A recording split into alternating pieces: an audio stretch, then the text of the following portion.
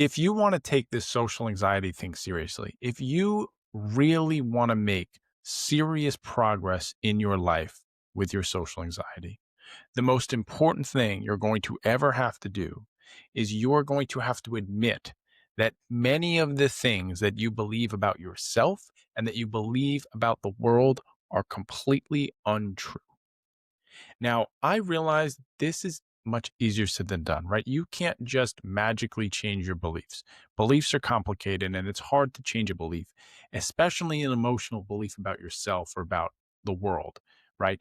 But what we have to realize is that our beliefs about ourselves and our beliefs about the world really dictate everything about what we do and where we go in our life, right? If I have negative beliefs about myself, if I think I'm a loser, if I think I'm weird, if I think I'm strange, well, what's that going to do? It's going to convince me that it's not worthwhile to go out and try to make friends and meet people because, well, I'm a loser. No one's going to like me. So what's the point? And if I have negative beliefs about other people, if I think that everyone's just mean and cruel and judgmental, I'm also going to believe, well, what's the point? There's no motivating factor. There's no reason to even try anything because we're already so convinced by our own beliefs and our own feelings that we just throw in the towel. Well, there's no point. Nothing's ever going to change because I'm a loser and everybody else is mean. And I realize that these beliefs, they come in varying different forms, right? Some people believe them more strongly than others, right? If you have social anxiety, you just struggle with your self-esteem, this is going to vary. And again, I'm not suggesting that you can just magically change your beliefs, but what I am suggesting is that you have to be at least open to the possibility. You have to be open to the possibility that you don't know what you're talking about, that maybe all the things that you've told to yourself about yourself and all the things that you've decided about other people, maybe they're not true. I linked some research to the bottom of this, but I don't even think I need the research because you probably know this. But I put the research in because I think it's important. People with social anxiety, this has been proven over and over again, they have a severe negativity bias. I've talked about this in past podcasts, but I want to talk about this in more depth today. What does that mean? Negativity bias. It means a few things. For one, it means that you are going to negatively and falsely interpret neutral or sometimes even positive interactions with people as negative. If you already have a belief about yourself that you're weird and awkward and strange, then you are going to interpret anything that happens in a social situation that isn't like perfect or you're not getting a standing ovation, you are going to interpret that as negative. Someone yawns and you're going to assume it's because you bored them rather than maybe they just didn't sleep well last night. You are going to do this. It's also more likely that you are going to misremember events from the past as negative. So, a lot of times, what we do when we go home after an interaction that we feel didn't go so well, we'll start to ruminate and we'll start maybe to ruminate about what just happened. But then we might start ruminating about what's happened in the past, right? This becomes proof of a pattern in our life that we believe about ourselves. So, we have an awkward interaction and then we go, yeah, and that reminds me of the time I did this. And then we get that cringy feeling. If you know anything about memory, and I did a research paper on memory actually during my bachelor's degree, and this was specifically about how we use memory in the court of law, especially when it comes to eyewitness account. But if you know anything about memory, human memory is pretty terrible. Human memory is bad to begin with. It is so unreliable. And that's why eyewitness account is not really taken as high regard. Sometimes it is used, but it's not really considered like real strong evidence because it's just not reliable. And it's not because people are lying, it's because people misperceive things, but it's also because the process of memory, the way memory works is when you remember something, let's say the first time you recall something that occurred, you're not actually recalling what you occurred, you're recalling an interpretation of what occurred. And then the second time you remembered it, you're now remembering an interpretation of the first time that you remembered it. And the third time you remember it, it's an interpretation of the second time. So it gets restructured each time, right? It's like the game of telephone, right? The first person who speaks into the telephone to the next person, they probably get it right, maybe 95%.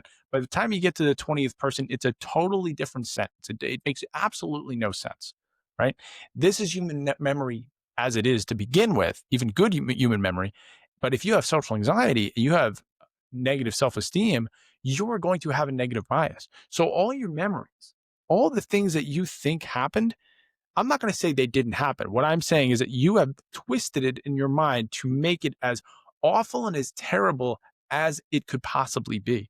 And the problem is, because of the way the memory works, you're going to be convinced that no, that's actually how it happened, right? Because I mean, we can't go back in time, obviously, but we know this about memory. This is crucial in overcoming social anxiety because, again, if you can't get past this barrier, if you can't at least consider the possibility that your beliefs about yourself, that you're awkward, that you're weird, that you're strange, and that your beliefs about others, that they're mean and they're judgmental, if you're not willing to change that, I don't know how to even help you. I don't know how you even make progress. And I'm not trying to be hard on you. Like, I've been there. I understand that feeling because it does feel very real. It feels like this is the way it is, and it feels like there is no escape. But if we actually want to make progress forward, I'm not saying you have to think you're like the cat's meow, you have to think you're amazing or anything like that. We just need to open a door.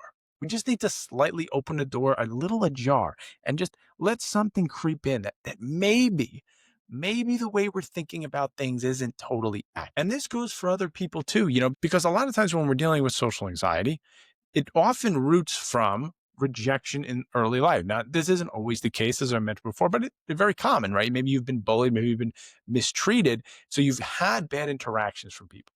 So on one end, in your mind, that's proof that you're weird and awkward, because in your mind, why else would people treat you poorly if if you're getting bad reactions, it must be because you're doing something wrong.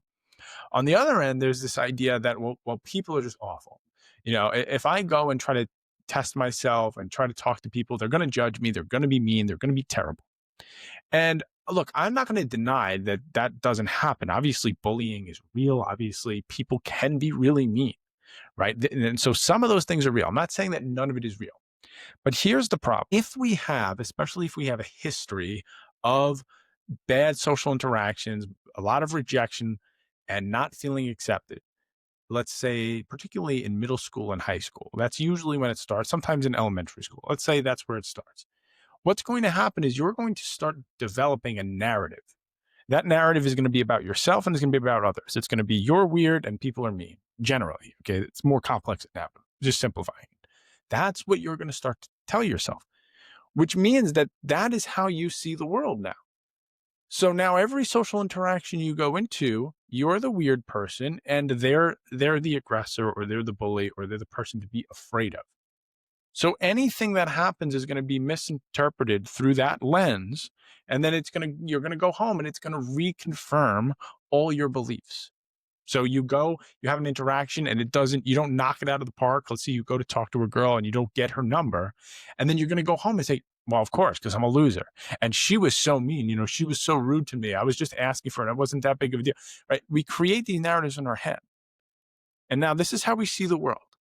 And we have to be very, very careful about the fact that what we believe and what we think to be true is actually just a belief.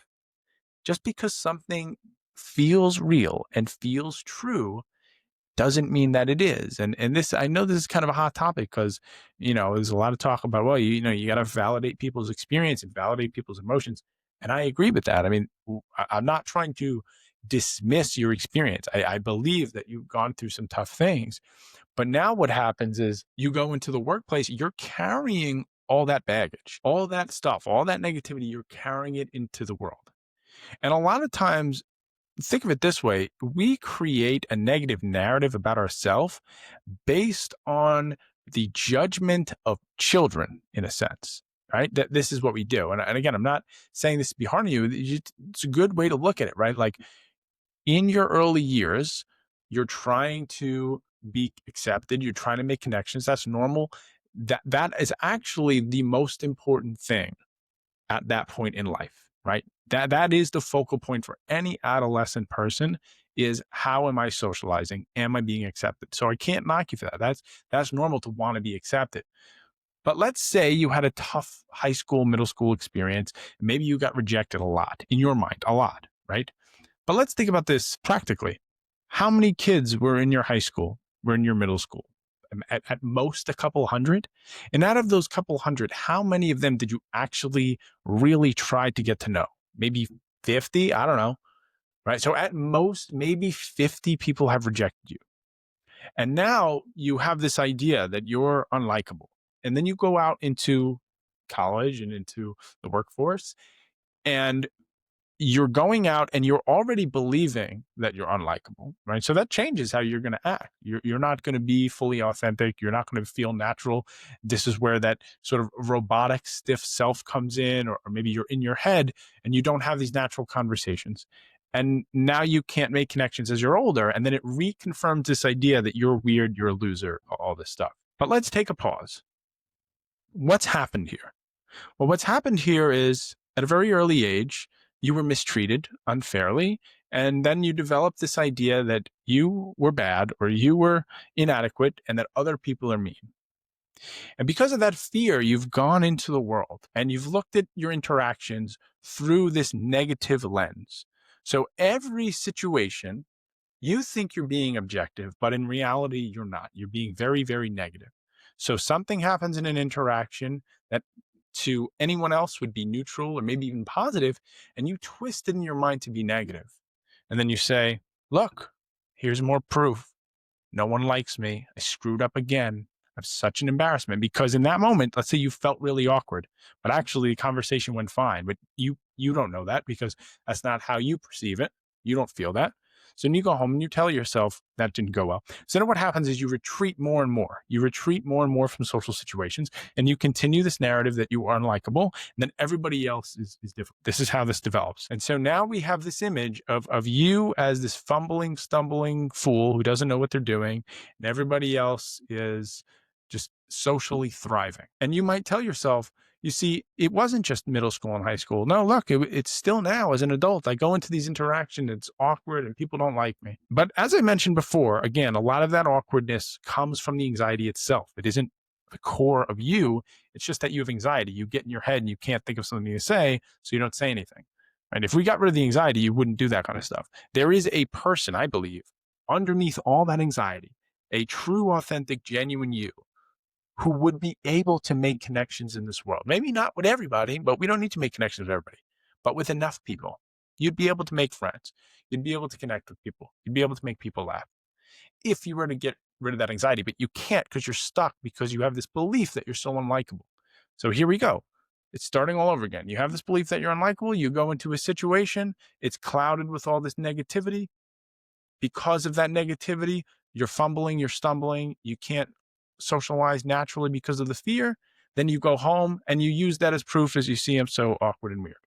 But it's all because of this belief that you've created in yourself. So getting back to the point, let's take a step back.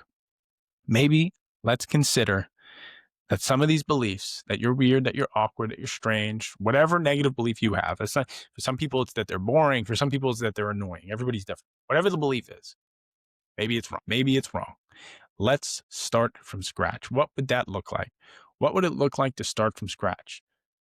To act as if all the things that were in the past, they're unreliable because they're all tainted with this dark cloud and you can't see things straight.